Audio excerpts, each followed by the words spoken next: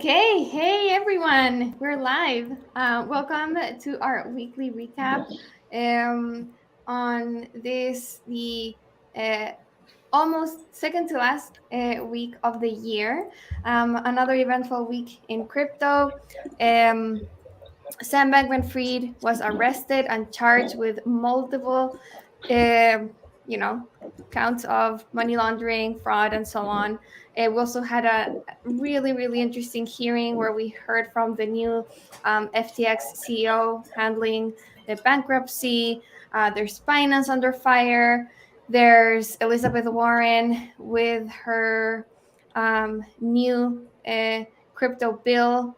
There was lots of action in just macro markets with another Fed um, rate hike.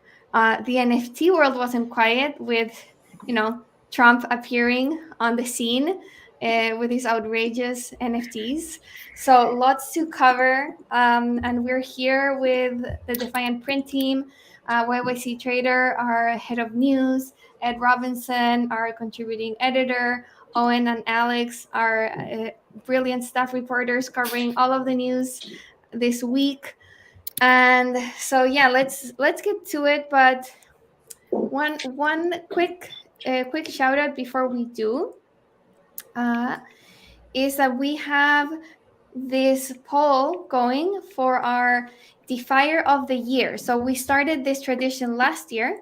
And the idea is to really highlight the industry participant who most embodies the values of decentralization, open source code, open finance, and we have our candidates here. We It's a mix of what who we think are potential defiers of the year, but we also gathered um, some candidates from you guys from our Twitter and community.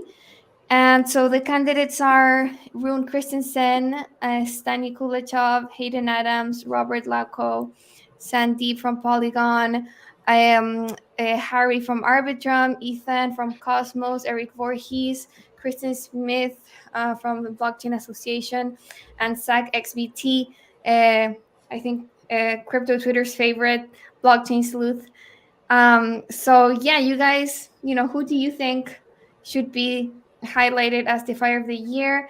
Go ahead and vote. It's on our Twitter account, and there's 3 hours left. So head over there after the live stream, of course. And also, if you want to help share this stream, we'd really appreciate it. Just give us a like so YouTube promotes the live stream. Share it. That'd be awesome if you could help us out with that. Okay. Okay, last admin thing. Shout out to our sponsor Railgun. We'll have more on them later. And with that, let's start with Sam Bankman-Fried update. Ed, you wrote the story on, just like the breaking news of the arrest. You want to go through kind of some of the charges that were laid out and the significance of it? Sure. Yeah, it was really a kind of a triple law enforcement regulatory action. We had a grand jury return an indictment of Sam Bankman-Fried in Manhattan. There were 8 criminal counts in the indictment, including allegations of fraud, conspiracy to commit fraud, violating campaign finance laws, which is kind of an unusual wrinkle in a case brought, essentially in the area of securities. And it was a pretty rudimentary indictment coming from the Department of Justice. Usually they add a lot of, I guess you call it color, but a lot of details on what happened. But it was only 13 pages long. And you had to turn to the U.S. Securities and Exchange Commission complaint for more detail on what exactly investigators unearthed at FTX. The SEC sued Sam Bankman-Fried along with the Commodity Futures Trading Commission And there they kind of sketched out a narrative of what happened, or what they allege happened inside the exchange. They said essentially the conspiracy allegedly began in 2019. SEC said that the investors, the equity investors, so those would be the venture capitalists, et cetera, who invested in FTX, were defrauded because Sam Bankman-Fried did not have any intention of setting up the kinds of controls that a company, an exchange, would have in place. The big headline coming out of the SEC complaint was that SBF allegedly plundered FTX's customer funds to make whole any deficiencies, losses, margin calls, et cetera, that were happening at Alameda Research, which is the crypto hedge fund that he also controlled. That's been a suspicion since this whole scandal began to unfold in early November.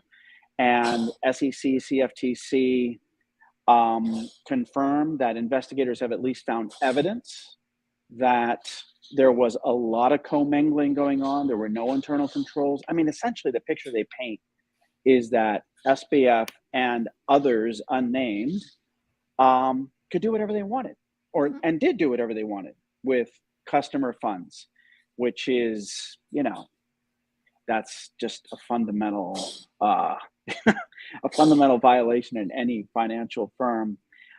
Finally, there was no one else named in the indictment or in the regulatory complaints, but the Damian Williams, who was the U.S. attorney in the Southern District of New York, signaled pretty strongly in his news conference that there will be other co-defendants coming forward.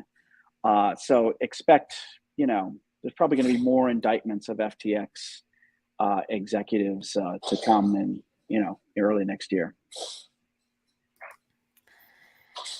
Yeah, I mean, what do you guys think about him getting arrested? I think it was partly a relief from, I think relief was what a lot of the people in the industry felt, because there had been this concern that, he's such a powerful personality. He has all of these ties with, being a Democratic donor. His parents are, prominent academics. So there was this speculation that he would get off the hook. So, he was arrested this week, and I think that brought this wave of relief over the industry, that he will pay for the crimes he allegedly committed. And yeah, I think it's becoming, from the different statements from the SEC, from the CFTC, I think the picture is becoming pretty clear that what happened was just outright fraud and embezzlement. It was using FTX customer funds to finance Alameda Research, risky bets in the market. As simple as that. It was just really stealing customer funds. And the hole just kept getting bigger and bigger until it was unsustainable. What accelerated things was Luna Terra crash earlier this year. They had a position there. Then, 3AC and, the whole just wreckage in the market this year kept making their hole bigger and bigger, and they just couldn't dig themselves out of it. And what made things worse was that Alameda Research there was no limit to how much they could lose in FTX, because they had no they had this exception where they would never get liquidated. So they just kept going deeper and deeper in the red. And I think that's what's become very clear with all the statements. I think there's this notion that he was trying to put on, that he had no idea what was happening. It's just getting very hard to believe. At least that's my personal opinion. What do you guys think?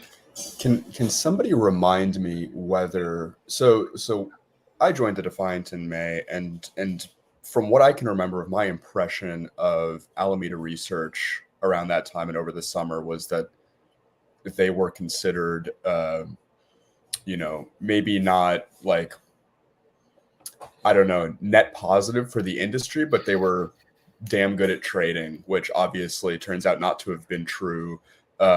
Obviously, that was the reputation that Three Arrows Capital had before they too blew up, and it's just like to to see now. Not only was that reputation, to the extent that that was their reputation, just unearned, but like how bad they were at trading actually is just, I mean, it, and I've seen other people express this on Twitter, but like in the industry, the stance going forward should almost be, you're incompetent until you can show me otherwise, right? Because it, like, the complete reversal of public opinion after all this stuff is blown up is just really incredible. I mean, leverage hurts, right? Like, I feel like you can be doing well and not do well pretty quickly. But well, if you have a great risk management engine or whatever they called it at FTX and Alameda, then that, like, there should be a limit to how much that leverage can hurt you. Right. Well, yeah, and I read it was on the blog Milky Eggs, and they did note kind of trolling through some old Alameda tweets or by Sam Trabucco, saying, like, watching how moving from becoming a sophisticated trading firm to kind of just realizing that all the alpha was doing what everyone else was doing, which was just going long on crypto assets. So I think there's some degree in which people or Alameda, I believe, got burned because they were making the same trade everyone else was at some point, instead of trying to like edge out like half a basis point market making, from my understanding. So anyways, yeah, high level. Yeah, that's what's striking, Owen. That's a really good point, because Alameda, coupled with FTX, had this mystique about them, that these were the big guys. They were the smartest guys in the room. They knew what they were doing while everybody else was, white knuckling it through May. They were doing just fine. They could be kind of the lender of last resort to a lot of stressed out crypto firms. So they were kind of playing the JP Morgan figure, going back to, the turn of the 20th century.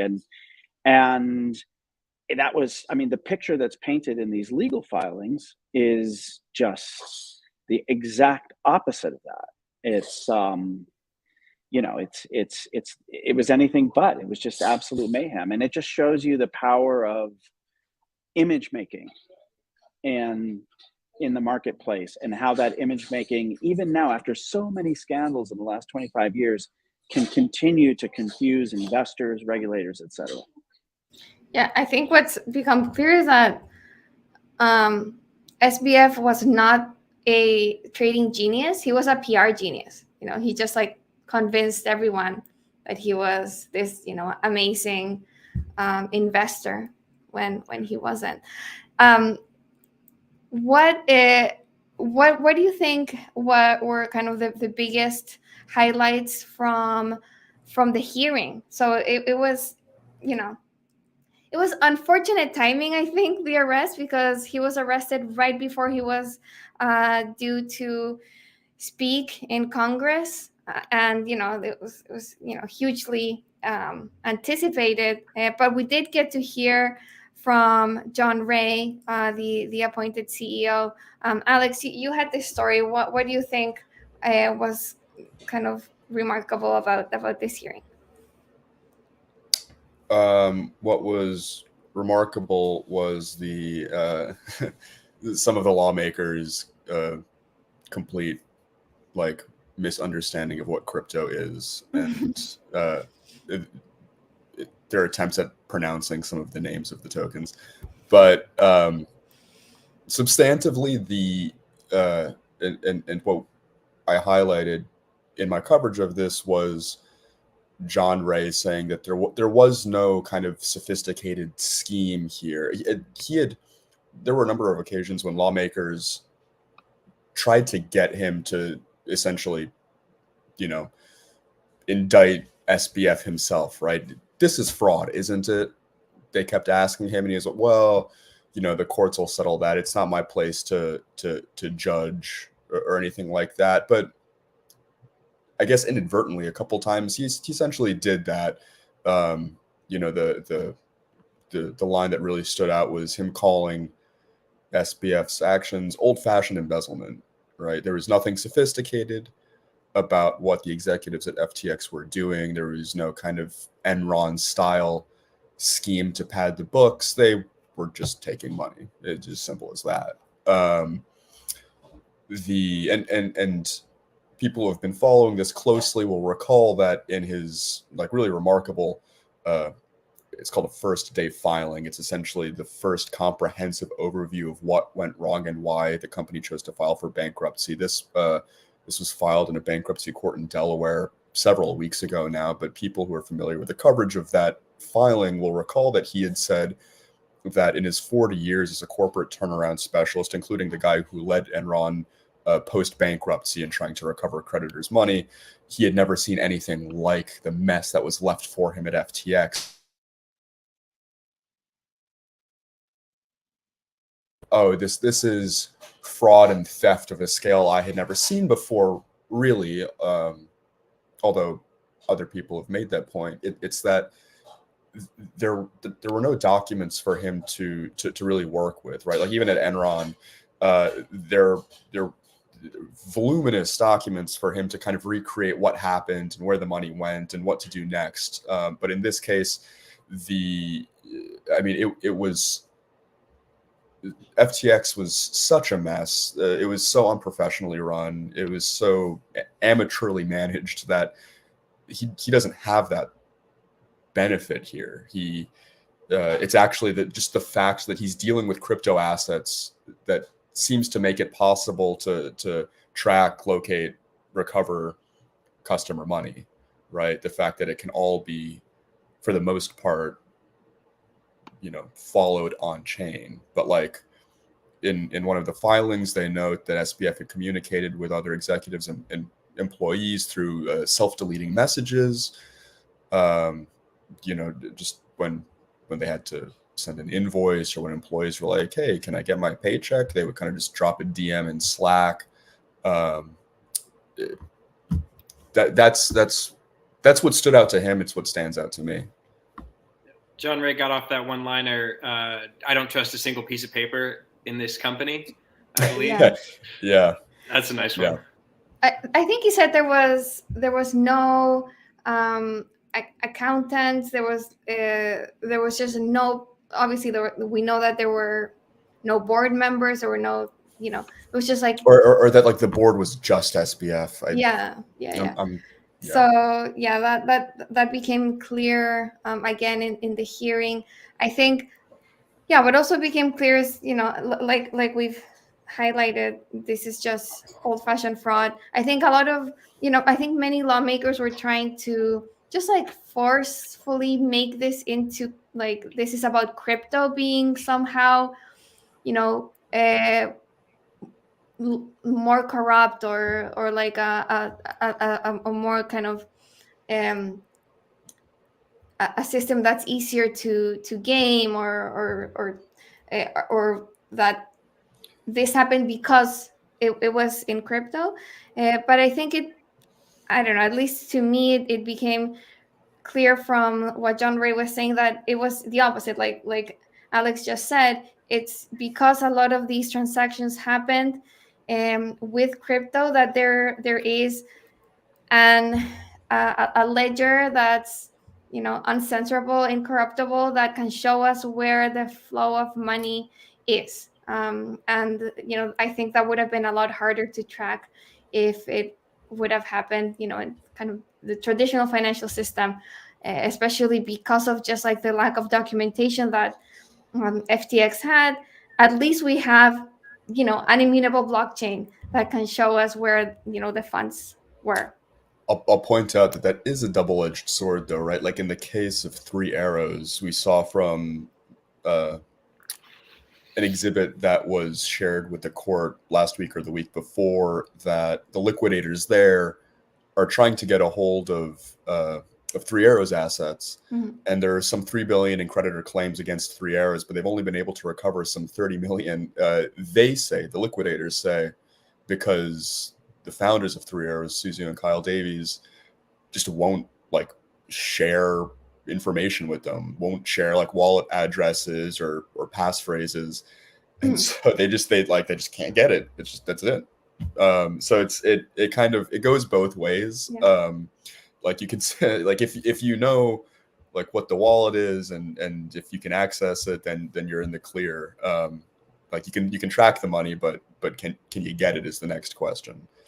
Yeah, no, that's true. I think what can be said to that is that it would be very hard to isolate a crypto wallet completely from any other, transactions that happened in the known wallets of FTX or 3AC. I think at some point, when they do kind of blockchain analytics and forensics, they'll be able to kind of connect the dots and connect like all of the wallets that have some kind of relationship to these entities.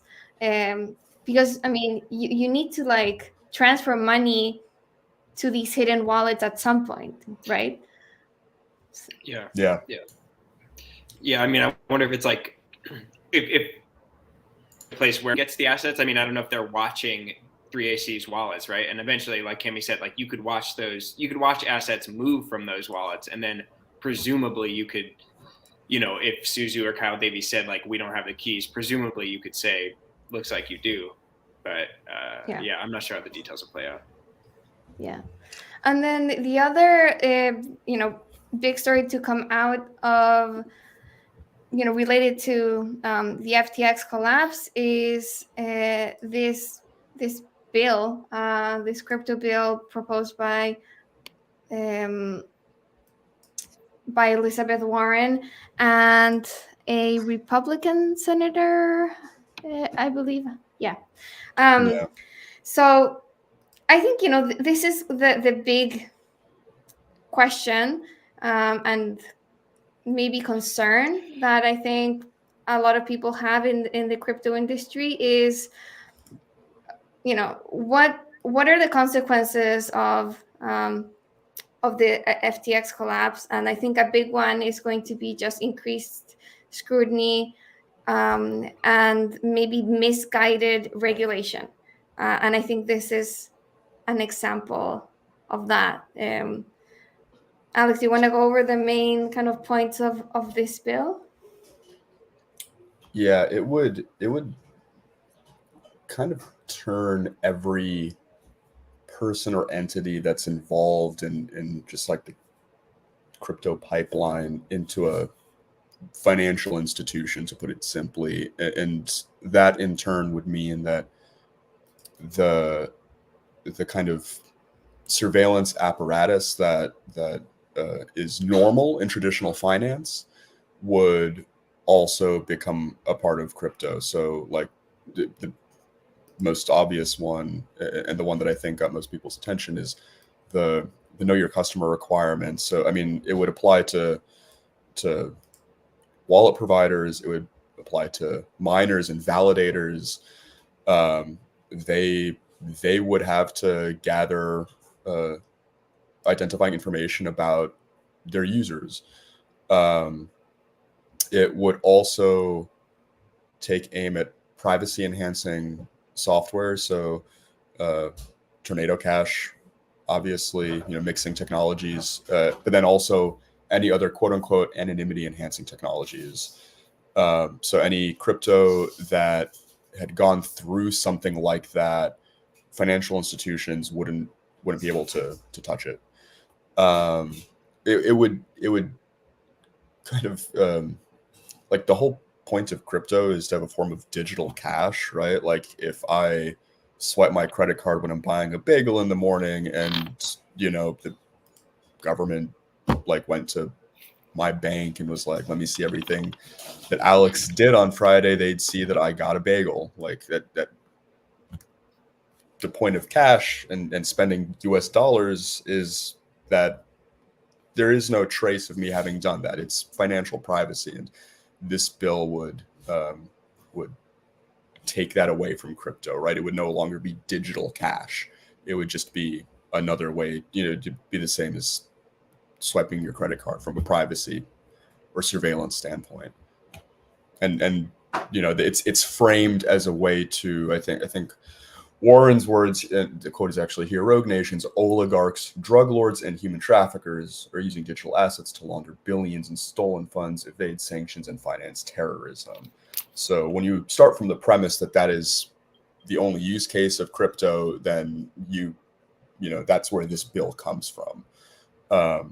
And a note of irony here in the Elizabeth Warren and her Republican co-sponsor, Roger Marshall, had a kind of like one-page explainer that details what's in the bill in like an easily digestible way. And they have a couple of citations in there that kind of make the case for why this bill is necessary. And one of them is Chainalysis is like crypto crime in 2021, like a year in review report that they published earlier this year. And the report notes that using crypto for illicit purposes had reached an all-time high in 2021, with like some 14 billion in crypto assets kind of going through that, being used to finance or like were stolen, whatever. But the report also happens to know, just like one paragraph down, that at the same time, because the crypto industry had grown so quickly in 2021, that the overall share of crypto that had been used for illicit purposes had actually fallen to an all-time low of 0.15%, so like less than a fifth of a percent of all crypto transactions are used for illegal purposes, which was conveniently not mentioned in the one-page explainer. So just a well, I mean, there's something to be said about all this. I mean, in the same way that like FTX was a fraudulent exchange, you could argue that the lack of clear regulation has spawned these potentially more illicit use cases. I mean, so it's kind of, I don't know. I think regulation is already playing a role in crypto, or lack thereof, and it's kind of it sucks that like it's maybe painted in a bad light, kind of partially because of the regulatory environment which already exists, and that's using to like further put the kibosh on crypto in various heavy-handed ways. So it's just tough. Yeah, and I think that one of the most interesting elements of this bill, and one that is bound to be debated, and Alex, you touched on it, is that on Capitol Hill, they do not either understand or accept the technological exception that blockchain-based products may have to KYC and anti-money laundering checks. They're not going to buy that the software makes such overt checks that exist in TradFi unnecessary. So if you sit down with lawmakers and say, oh, we don't need KYC or AML because the code does it, the smart contract does that, that's just not going to wash with a lot of those lawmakers. So what's interesting is the timing of this bill. I don't know if Warren and Marshall had planned to drop the bill on that day, or if they just decided, hey, it's on the back of FTX, this is a good time to do it to build political momentum. But we've seen a lot of iterations of legislation and proposals and things come and go in the last couple of years. But I don't know. I mean, Alex, you have a good feel for this, but this one feels different. This one feels like, given the timing, given that it's bipartisan, given that it's in a national security context, I wouldn't be surprised if in the first quarter of next year, even with a new Congress sitting at the end of January, this thing doesn't get some traction and maybe get to, a committee vote. I don't know. It's going to be really interesting to see how it all shakes out, like give it a couple months, right? And we'll see whether Congress even remembers that FTX had fallen apart. If they haven't, then I don't think it goes anywhere. But if this is like still front page news in the next Congress, then maybe. Semaphore had reported that like right after FTX's collapse, there was a sudden and noticeable shift in the language that several lawmakers were using to talk about crypto, right? Like like people who like we knew didn't like it, but didn't quite say that or couch their language with all sorts of qualifiers, smelled blood in the water, right? And they had gone from saying, well, I don't know, I'm skeptical, or like, I get why people like it, but we also have to be wary of all the like bad use cases and legislate around that, where, all of a sudden saying, and I quote, crypto is bullshit. Like that's a pretty sharp like change.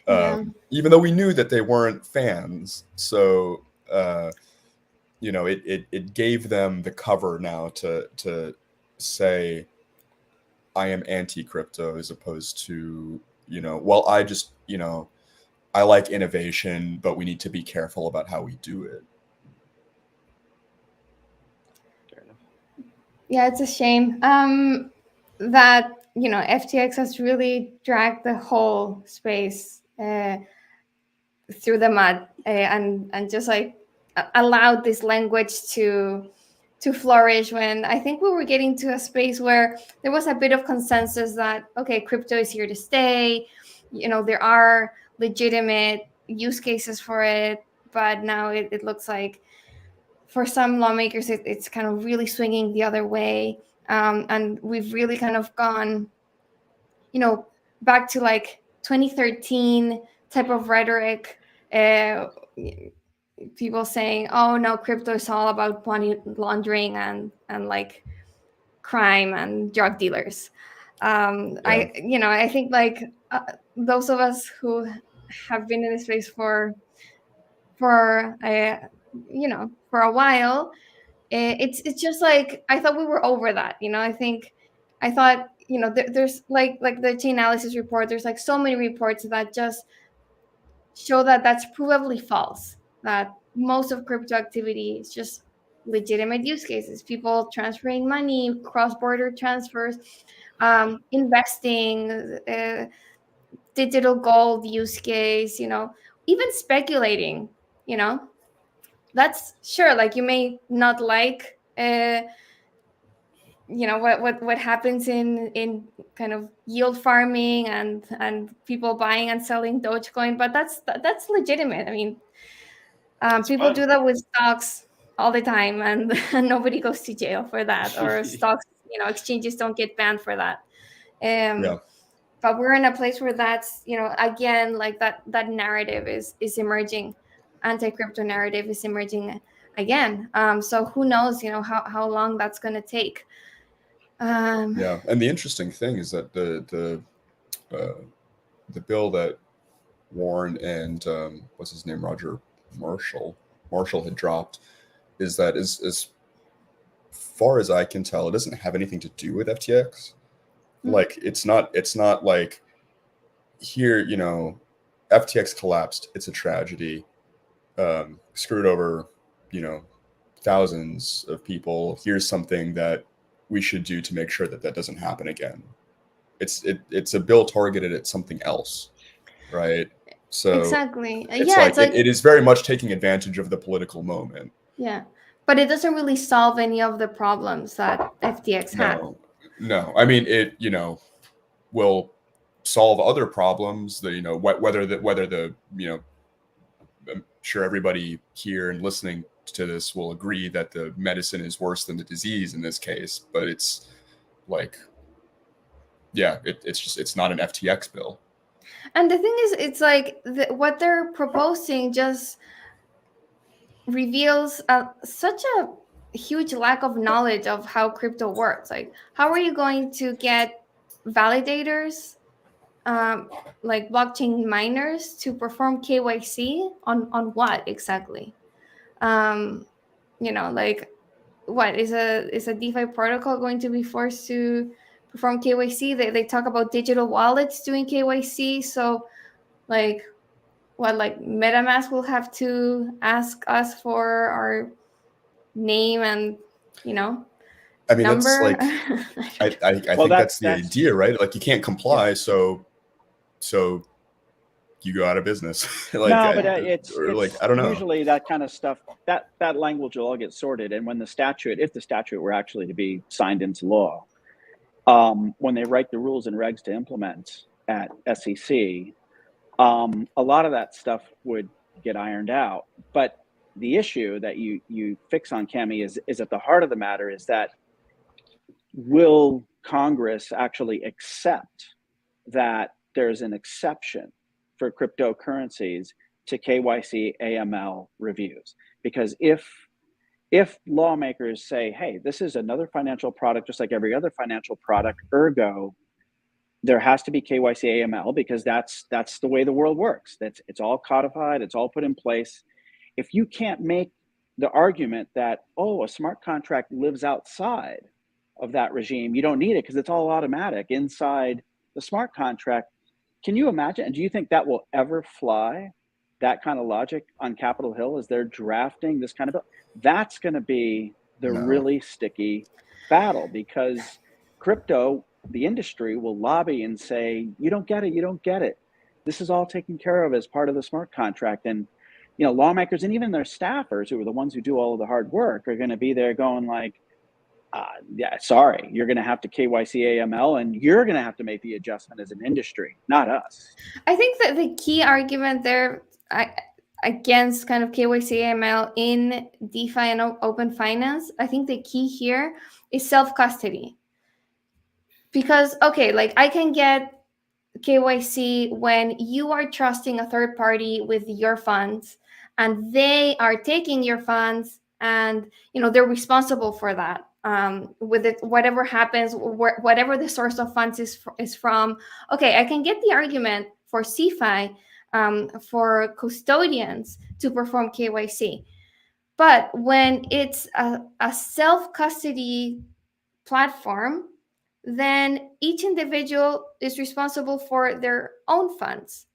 So why would these smart contracts that you're interacting with, you know, just on your own kind of self-custodied wallet, why would you need to, you know, provide any information to them if you're the one who's taking the responsibility and you're accountable in the end for what happens to your own funds? So I think that's kind of the argument that the industry can make in that case. Like that's the exception. If you're self-custodying, if you're dealing with smart contracts, if there's not like a third-party intermediary, then I think that's kind of the that's line. Great, Cami. I mean, we need to get you on Capitol Hill or something. That's the key, industry though. Will ask for. And look, legislation, especially financial legislation, is insanely complicated, and there's numerous legal elements that make, so there's no reason why that legal element cannot be implemented, cannot be installed as part of the final bill. But it'll be up to the industry to lobby for that. The industry is going to have to march up there and sit down with Senator Warren and say, look, we get it, but here, let's just explain and lay this out.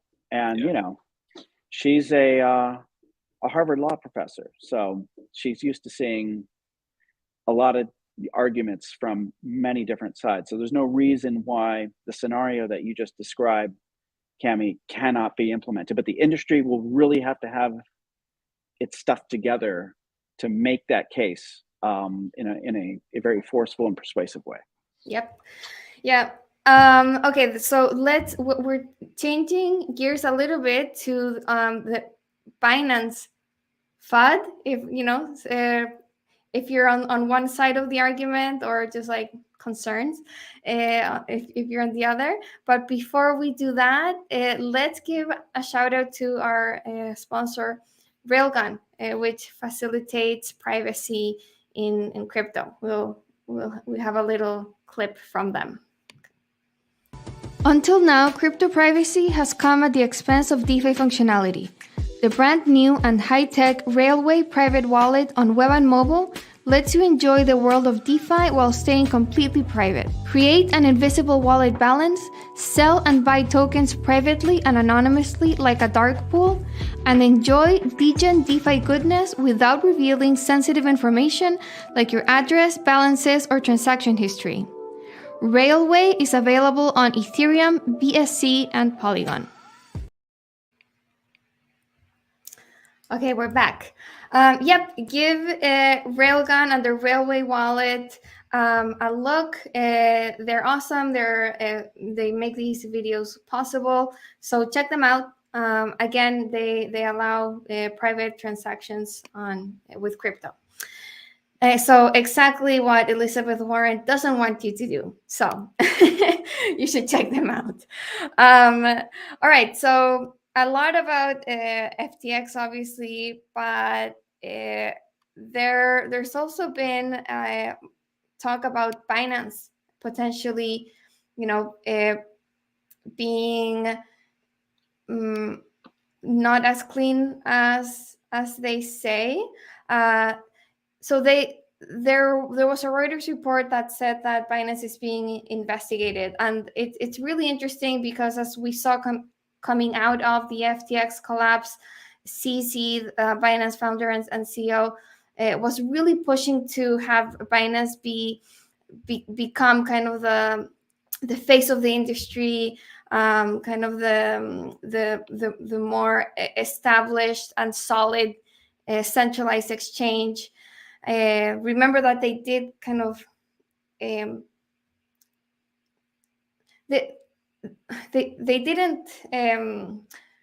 didn't push FTX to collapse, but they did, kind of just like tip, I think, things a little bit south, and then they came out of it looking like they were, this more solid player in the space. But now there's questions about Binance too. So Owen, you had this story.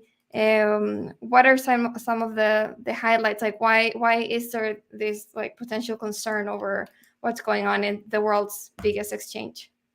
Yeah, so I think it was on the 14th we were seeing pretty large outflows from Binance. I think CoinGecko placed it.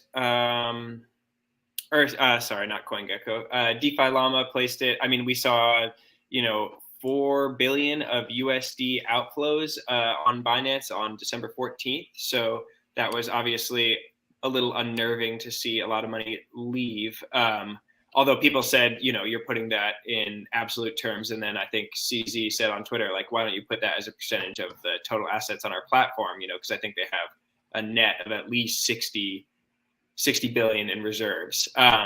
So yeah, I mean, chicken before the egg. It seems like, as we've seen since FTX collapsed, you've seen everyone knocking on everyone's doors, grayscales, a bunch of market making firms like trying to figure out if they're solvent. Binance is the recipient of that concern, and you saw outflows from that. And Reuters has been chasing Binance for a while. I think they have, somewhat, I don't want to say questionable, but ambiguous legal structure in terms of where they're incorporated. So yeah, I mean, it culminated in outflows from Binance, and everyone has a bit of PTSD about Binance or about FTX. So we're all kind of just on edge. And yeah, also Reuters did put out the article that the Department of Justice is considering filing criminal charges against Binance, and that also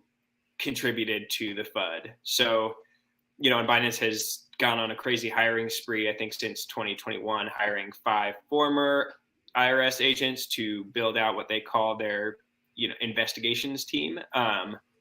So yeah, it seems to be over at this point. I mean, outflows are not as crazy anymore, but we'll see where things move. I mean, a lot of SEXs, at least 3 got audits from this company Mazars, or they weren't audits. That was the key, is that they were like reports, and people felt like, and I think the reports followed a procedure which was designed by Binance or the exchange that requested the report. So there was some skepticism as to what those reports actually showed, and that also contributed. But people love to worry, so it's hard to tell. I mean, you would have said you're crazy for worrying about FTX 2 months ago, but for now everything seems to have died down a little bit. But I doubt we'll see the end. We've seen the end of everything with the kind of aggressive way people are going after Sam Bankman-Fried these days. So that's the headline. Yeah, I think what's also worth highlighting here is that so Binance came out very forcefully showing their proof of reserves, providing cold wallet addresses, and just like trying to be transparent to show their assets, and that's already different from what FTX did. So at least we have a list of Binance wallets where we can see proof that those assets are owned by them. We can see billions of dollars under their management. So that should provide some, that should ease some concerns. The question that came out of that was, okay, we know their assets, but what about their liabilities?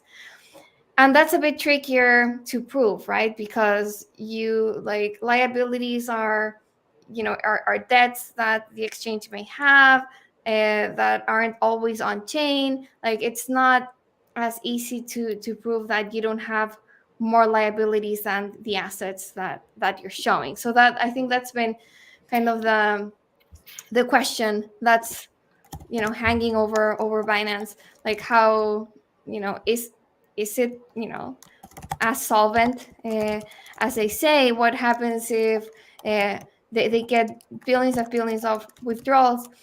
And I think at least they've been able to fulfill them. How much in withdrawals have they seen? It's like over 6 billion, right, in the past couple of days. That sounds about right. Yeah. So, and something that I'll note that I think happened quite recently, and that the market seemed to be responding to, Ether and Bitcoin are down sharply today. That French firm that provided Binance's proof of reserves has stopped its crypto work and actually taken down its Binance proof of reserves webpage. Like, you can't follow the link to it anymore. I don't know what that Mazars did? The firm that did the report? Yeah. I don't know what that means, mm-hmm. but I mean, people are reacting to it, right? Like, sure. Yeah. It's not nothing. So it's the same. It's the same firm that used to audit the Trump organization. Nice. Oh, really? Yeah, they quit as his lawyers, I believe. As his auditors a while ago, while he was president. They're like, this is not worth the trouble. Oh, so they quit Trump and now they're quitting Binance? Yeah, interesting.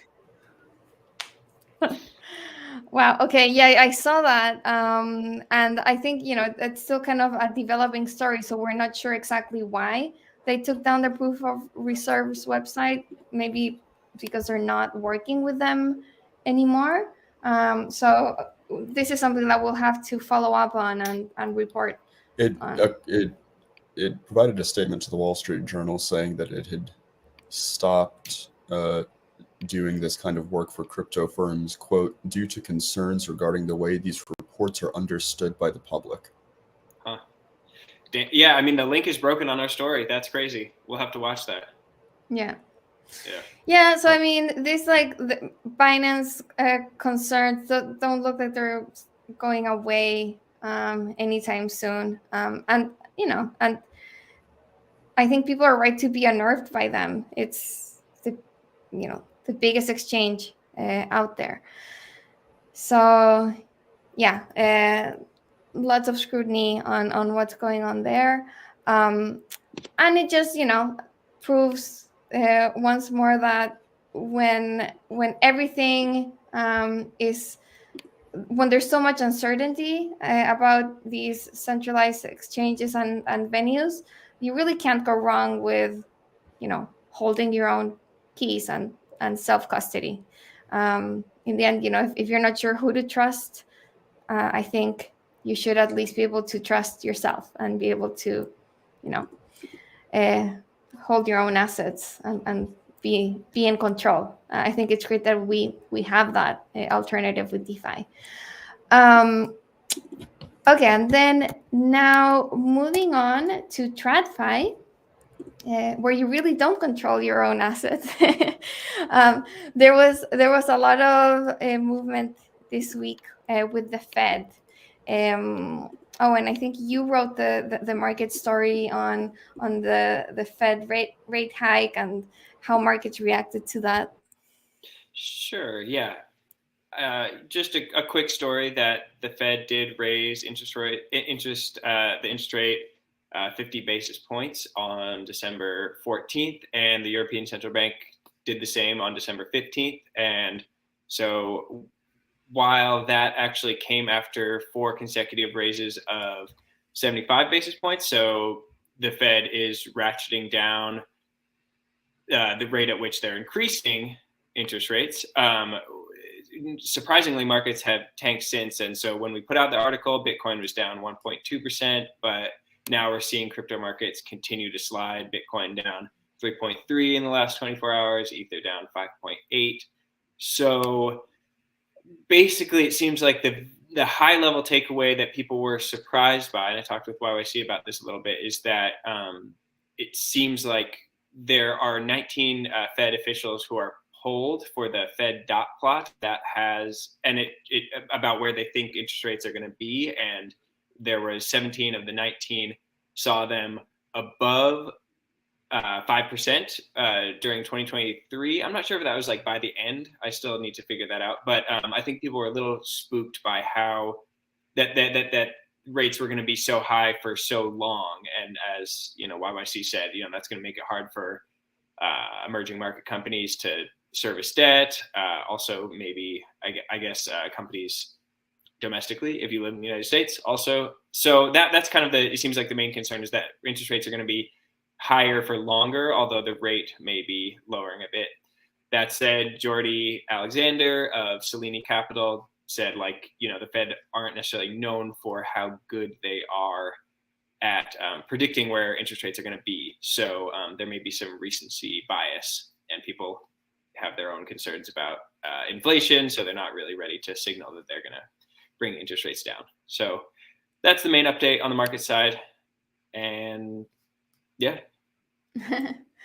YYC, do you want to add more color to that? Sure. Yeah, I think Owen covered it pretty well.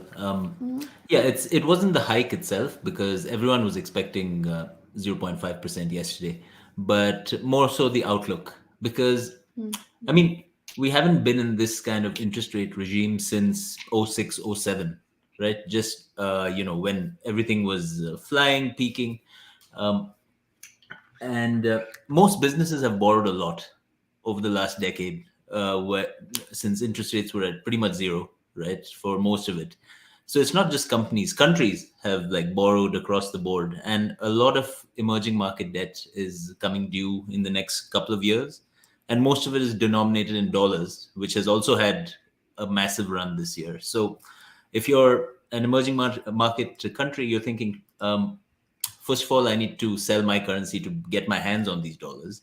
And now the interest rates have gone up as well. So it's like a double whammy. So regarding the dot plot itself, of course, I think the Fed is as prone to changing their minds as any of us. So I wouldn't those things are never set in stone. They might, something else might break in the markets, and they'll suddenly come back and say, oh no, you know what? New conditions and new data warrant a new look at things. So yeah, but as it stands right now, for the first Fed meeting in February, I think it's on the 1st of Feb, we're expecting another 25 basis point hike. So which is, small in the context of what we've seen so far, but still means that the Fed is kind of going to stay the course. Yeah, it seems like, inflation just is refusing to meaningfully slow, at least at the rate that the Fed would want it to stop hiking. And it's just so sticky, right? Because you can have some costs come down, like, I think energy costs are like faster to come down, but then wages are a big part of inflation. And once you have wage increases to match inflation, then that continues to impact the rate. So it's really, the Fed has a tough job. And I think I think the market is seeing that, yeah, we'll continue to see rising rates, and that'll continue to affect risk assets, and crypto just falls into that. So I think it'll still be a challenging environment for crypto going into next year. What is not so what wasn't as challenging was for Trump, surprisingly, to sell NFTs. I've seen some of our people here in the live stream asking for Trump NFT coverage. So why was he staying with you for this story, our an NFT expert? This was like, I don't know. This was a fun one. I could not believe like these were actually real. Like, it's just like so ridiculous. Like, what is? I what can't is believe this? someone paid 6 ETH for that. He's But looking very fit in these NFTs. yeah, like definitely, like he's used like 3 layers of slimming filters, I think, or taken his pictures from like the 80s. But but yeah, so apparently he like teased this big announcement on his Truth Social platform, and I'm assuming people were expecting something about the elections or like his plans or something. But it turned out to be these. And for the longest time, like I saw these early yesterday in the morning, when I think they were just maybe a couple of thousand minted. And at first I thought it was a scam, because I thought someone must have faked these, right? Yeah. And like we were talking about it in a few of the discords that I'm in, and I mean, I think to a man, all of us faded it. We're like, there's no way these things do well, or even mint out for that matter, right? Because there's 45,000 of them, and like good collections with like much smaller supplies have struggled to mint out in this market, right? But So- they're so funny, man. They're so funny. they're hilarious. Why are you fading? But yeah, as it turns out, they sold out late last night, and nearly 85% of the NFTs were bought by credit card buyers, not crypto natives. So that's, I mean, he obviously managed to market it well to his base, right? And so they were priced at $99 a piece, or the ETH equivalent if you were paying with ETH. And yeah, they when I woke up this morning, I saw them at nearly 0.2 ETH, and that's what, almost 3x from mint price. I was like, there's no way. But yeah, as you can see, they've done nearly what, 1,400 ETH in volume. It's just crazy. And So how much did he raise with this? 4.5 million. Wow. Or In so. one day. So I'm sure this won't be the last collection we see from him. Because it's like easy pickings. It's just so ridiculous. Like, I'm no Trump fan, but like even I want one of these because they're just hilarious.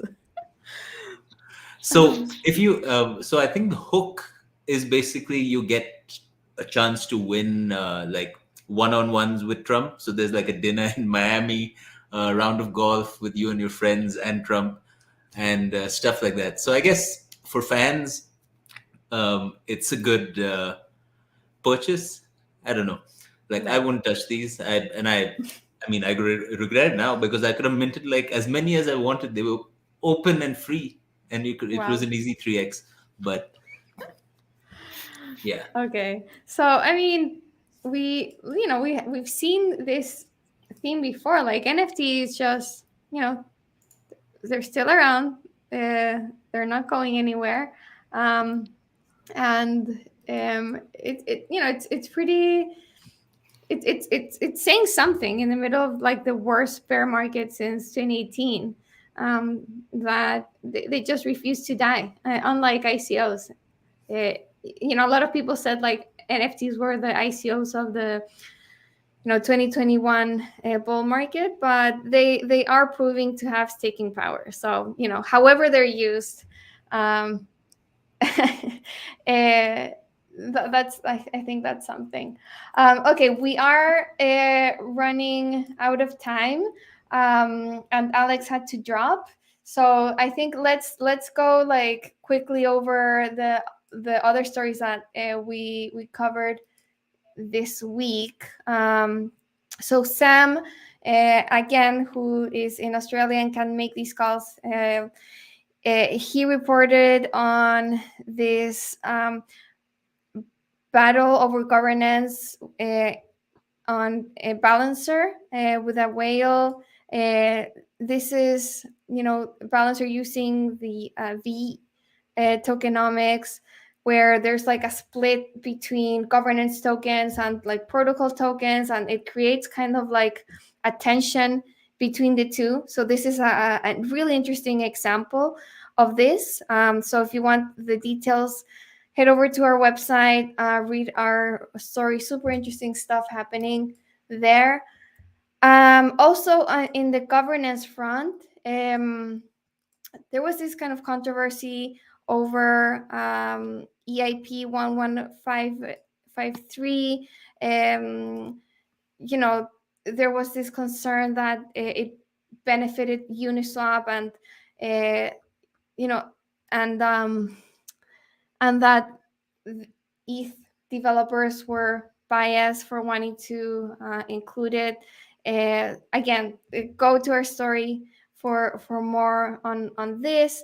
We also had a video covering this. So yeah, here it is. So you can go into detail into this controversy on our YouTube channel and website. Here's the video. And then there were like a few tech updates and announcements worth covering this week. So Coinbase, I think it was yesterday, yeah, they announced a recovery tool for unsupported assets. So this is pretty big. So many people lose crypto because they send tokens to the wrong address. So you send Bitcoin to like an Ethereum wallet, and then you lose that. Or the other way around, you send ETH to a Bitcoin wallet and lose that. So Coinbase announced a tool to recover ERC20 tokens. So that's pretty big for most mainstream users using a centralized, this huge centralized exchange in the US. Another announcement is that MetaMask integrates PayPal to buy ETH directly on the non-custodial wallet. So more kind of signs of making adoption easier. Then Owen, you had this quick, this update on PartyBid. If you want to quickly kind of go through Sure. what it was. Yeah, just high level. PartyBid launched last year, and I think it was like the night they launched, I think people bought a CryptoPunk.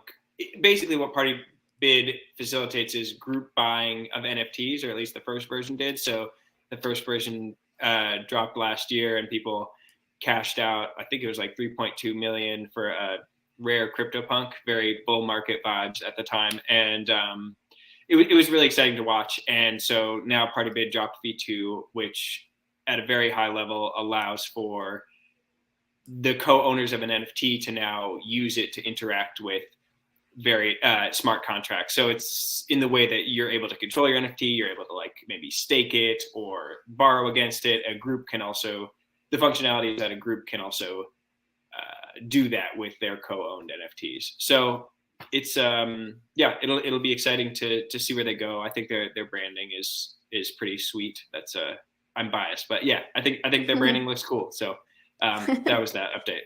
Okay, cool. And then you also covered this cow swap update.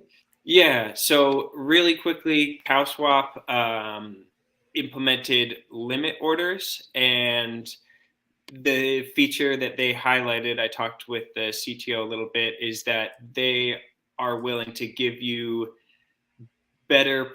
They're willing to return any amount.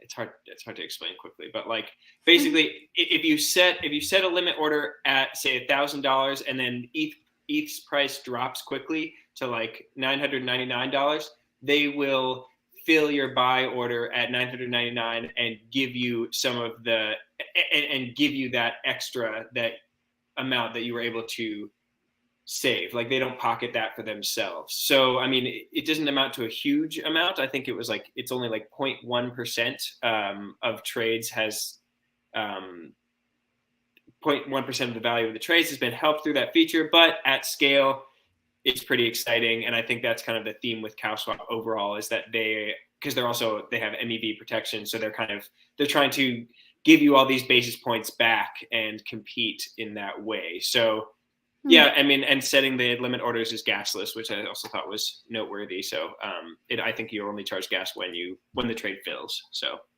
yeah, little tech update. I mean, it's good to see innovation coming out of the DEX space. It's becoming so competitive among DEXs, but also between DEXs and centralized exchanges. So it's interesting to see when new developments that make trading easier come out. And then finally, we covered this huge raise by Aztec, 100 million in a Series B round led by Andreessen Horowitz.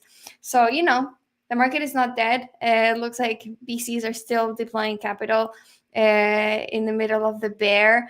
And there's this theme of just how needed privacy is in crypto. And so Aztec is a network that enables that.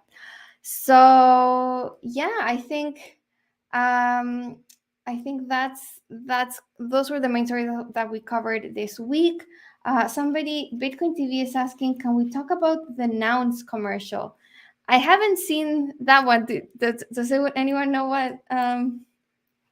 I mentioned them. I mentioned them briefly in the Party Bid story. I think Nouns is, at least a lot of kind of more visible Nouns creators are aware of Party Bid, but I'm not sure if I saw the commercial you're talking about, Bitcoin TV. Yeah, no, I haven't seen it either. But Nouns is it's a really great, well, at least I really like it, NFT collection. So I'll check that out.